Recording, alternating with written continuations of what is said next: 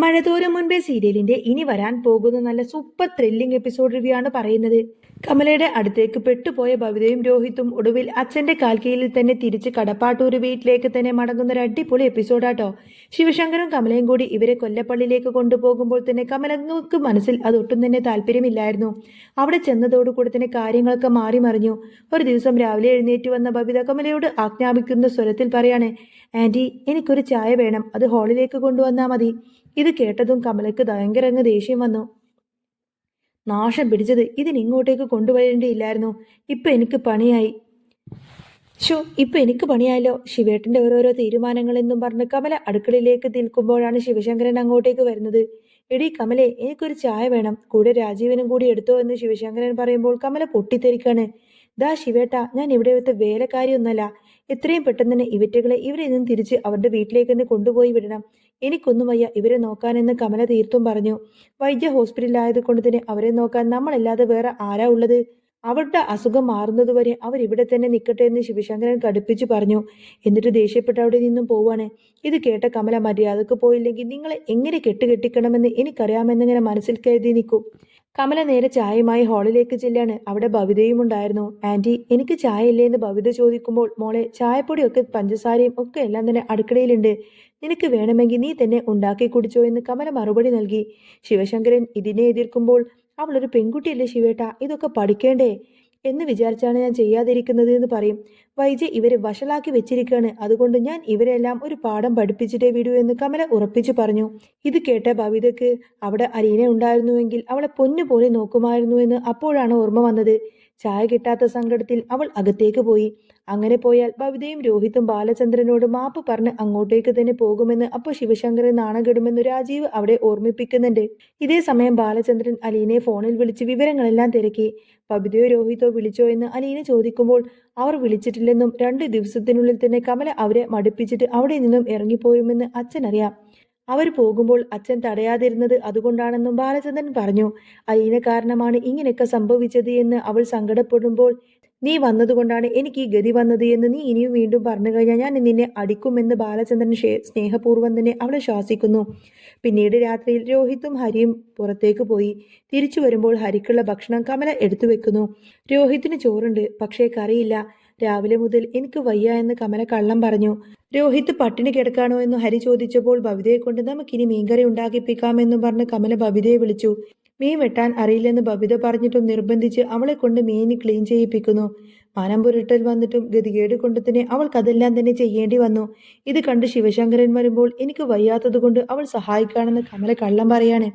അവസാനം മീൻകറി ഉണ്ടാക്കിപ്പിച്ചും പാത്രങ്ങളെല്ലാം കഴുകിപ്പിച്ചും കമല ഭവിതയെ കൊണ്ട് ശരിക്കും അങ്ങ് വെള്ളം കുടിപ്പിച്ചു. തകർന്നു പോയ ഭവിത രോഹിത്തിനോട് താൻ നാളെ തന്നെ വീട്ടിലേക്ക് തിരിച്ചു പോവാണെന്ന് പറയും. നാണം കെടുമെന്ന് രോഹിത്ത് ഓർമ്മിപ്പിക്കുമ്പോഴും അവിടെ അലീന എല്ലാ പണികളും ചെയ്തോളും, ഇവിടെ ഈ സ്ത്രീ നമ്മളെ കൊണ്ട് പണിയെടുപ്പിക്കാണ്, പട്ടിണി കെടുത്താണ് എന്നൊക്കെ ഭവിത കരഞ്ഞുകൊണ്ട് പറഞ്ഞു. പിറ്റേന്ന് വെളുപ്പിന് 6 മണിക്ക് തന്നെ കമല ഭവിതയുടെ വാതിൽ മുട്ടി. നേരം വെളുത്തില്ലല്ലോ എന്ന് ഭവിത ചോദിക്കുമ്പോൾ, ഇത് കടപ്പാട്ടൂര് വീട്ടല്ല, ഇവിടെ 6 മണിക്ക് തന്നെ എഴുന്നേൽക്കണമെന്നും പറഞ്ഞ് കമല അവളെ കൊണ്ട് മുറ്റമെല്ലാം തോപ്പിക്കുന്നു. രോഹിത്തിനെ കൊണ്ട് ചെടികൾക്കെല്ലാം വെള്ളം ഒഴിപ്പിച്ചു. തങ്ങളെ അവിടെ നിന്നും ഓടിപ്പിക്കാൻ വേണ്ടി മനഃപൂർവ്വം ചെയ്യുന്നതാണെന്നെല്ലാം അവർക്ക് മനസ്സിലായി. ഒടുവിൽ സഹിക്കെട്ട് എല്ലാവരുടെയും മുന്നിൽ വെച്ച് ഭവിത പൊട്ടിത്തെറിച്ചു.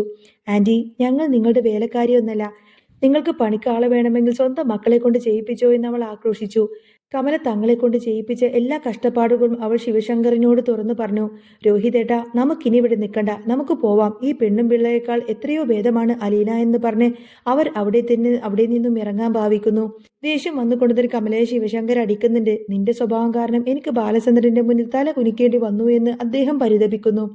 രാജീവ് അവരെ ബാലചന്ദ്രന്റെ വീടിന്റെ ഗേറ്റ് വരെ കൊണ്ടുവിടുന്നു. വീട്ടിലേക്ക് തിരികെ എത്തിയ ഇവരെ കൃഷ്ണമോള് പരിഹസിച്ചുകൊണ്ടാണ് സ്വീകരിക്കുന്നത്.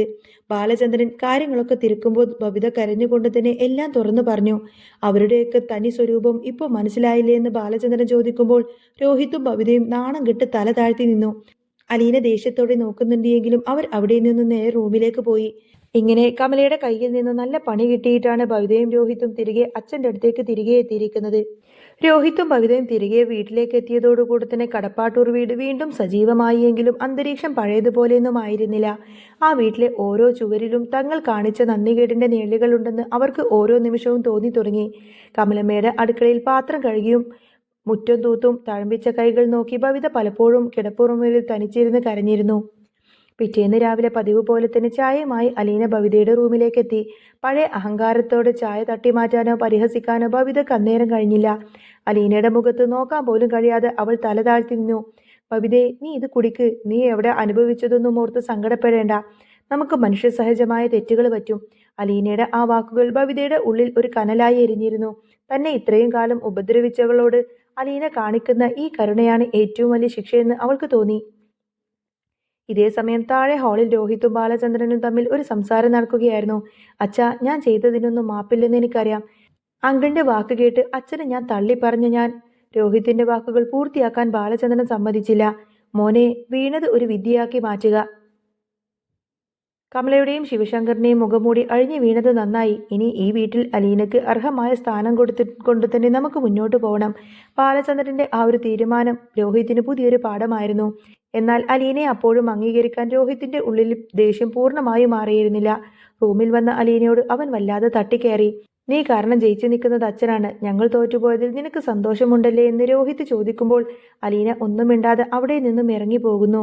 പക്ഷേ ആ പോക്ക് രോഹിത്തിന്റെ ഉള്ളിൽ വല്ലാത്തൊരു കുറ്റബോധം നിറച്ചു. ദിവസങ്ങൾ അങ്ങനെ കടന്നുപോയി. വൈജയന്തി ഹോസ്പിറ്റലിൽ നിന്നും തിരികെ വീട്ടിലേക്ക് എത്തിയ ദിവസം കമലയും ശിവശങ്കറും വൈജയെ കാണാനായി കടപ്പാട്ടൂർ വീട്ടിലേക്ക് എത്തി. കാരണം ബാലചന്ദ്രൻ നിർബന്ധിച്ചുകൊണ്ടതിന് ആ വീട്ടിലേക്കായിരിക്കും വൈജയന്തി ഡിസ്ചാർജ് ചെയ്ത് കൊണ്ടുവന്നിരിക്കുന്നത്. അവർ വന്നത് വൈജയന്റെ സ്നേഹം കൊണ്ടൊന്നല്ല, മറിച്ച് ഭവ്യയും രോഹിത്തിനെ വീണ്ടും തങ്ങളുടെ വശത്താക്കി ബാലചന്ദ്രനെ തകർക്കാൻ പുതിയൊരു തന്ത്രം മെനയാനായിരുന്നു. കമല വന്ന ഉടനെ തന്നെ ബബിതയെ കെട്ടിപ്പിടിച്ച് അഭിനയിക്കാൻ തുടങ്ങി. മോളെ, അന്ന് ആന്റി നിന്നെ കൊണ്ട് പണിയെടുപ്പിച്ചത് നിന്നെ വെറുത്തിട്ടൊന്നുമല്ല, ഒരു വീട്ടമ്മയാകാൻ പഠിപ്പിക്കാനായിരുന്നു എന്ന് കമല കള്ളം പറയുമ്പോൾ ബബിത ആ കൈകൾ പരുഷമായി തന്നെ തട്ടിമാറ്റി. ഇനി ആന്റിയുടെ ഈ നാടകമൊന്നും ഇവിടെ ചെലവാവില്ല. സെർവൻ്റ് ആയിട്ടാണെങ്കിലും ഞാൻ ഈ വീട്ടിൽ കഴിഞ്ഞോളാം. പക്ഷേ നിങ്ങളുടെ ആ നരകത്തിലേക്ക് ഇനി ഞാനില്ല. ബബിതയുടെ ആ വാക്കുകൾ കേട്ട് കമല ഞെട്ടിപ്പോയി. ശിവശങ്കരൻ എന്തെങ്കിലും പറയാൻ തുടങ്ങുന്നതിന് മുൻപേ തന്നെ ബാലചന്ദ്രൻ ഇടപെട്ടു. ശിവശങ്കര, നീ വന്ന വഴിക്ക് തന്നെ തിരിച്ചു പോകുന്നതായിരിക്കും നിനക്ക് നല്ലത്. എൻ്റെ മക്കൾക്ക് വഴി തെറ്റിയെങ്കിലും അവർക്ക് തിരിച്ചു നടക്കാനറിയാം. അങ്ങനെ ബാലചന്ദ്രൻ ശിവശങ്കരനെയും കമലയും വീടിനകത്തേക്ക് പോലും കയറ്റിയില്ല. അപമാനിതരായി കമലയും ശിവശങ്കരനും പടിയിറങ്ങുമ്പോൾ വീടിന്റെ ഉമ്മറത്ത് അലീനയും ഭവിതയും രോഹിത്തും ഒരേ നിരയിൽ തന്നെ നിൽക്കുന്നുണ്ടായിരുന്നു. ആദ്യമായി അലീനയുടെ തോണിൽ കൈവച്ചുകൊണ്ട് തന്നെ ഭവിത നിന്നു. അതൊരു പുതിയ തുടക്കത്തിന്റെ സൂചനയായിരുന്നു. കടപ്പാട്ടൂർ വീട്ടിൽ ഇനി സ്നേഹത്തിന്റെ മഴ പെയ്യുമെന്നും പഴയ പിണക്കങ്ങൾ ആ മഴയിൽ ഒലിച്ചു പോകുമെന്നും ആ ദൃശ്യം സാക്ഷ്യപ്പെടുത്തി. രോഹിത്തിന്റെ ഉള്ളിലെ മഞ്ഞുരുകാൻ അല്പം സമയം കൂടി എടുക്കുമെങ്കിലും അലീന എന്ന പെൺകരുത്തിനു മുന്നിൽ അവളുടെ വിദ്വേഷം തോറ്റുപോകുന്ന കാഴ്ചപ്പാടോടുകൂടിയാണ് ഈ ഒരു എപ്പിസോഡ് പൂർണ്ണമാവുന്നത്. അപ്പോൾ നിങ്ങൾക്ക് ഈ ഒരു ചാനൽ ഇഷ്ടമാവുകയാണെങ്കിൽ സബ്സ്ക്രൈബ് ചെയ്യാനും സപ്പോർട്ട് ചെയ്യാനും മറക്കല്ലേ കേട്ടോ. ഇനി വരാൻ പോകുന്ന നല്ല സൂപ്പർ ത്രില്ലിംഗ് എപ്പിസോഡുകളൊക്കെയാണ്. അപ്പോൾ നമുക്ക് കാത്തിരുന്ന് കാണാം. നെക്സ്റ്റ് വീഡിയോ ആയിട്ട് വരാം. ബൈ.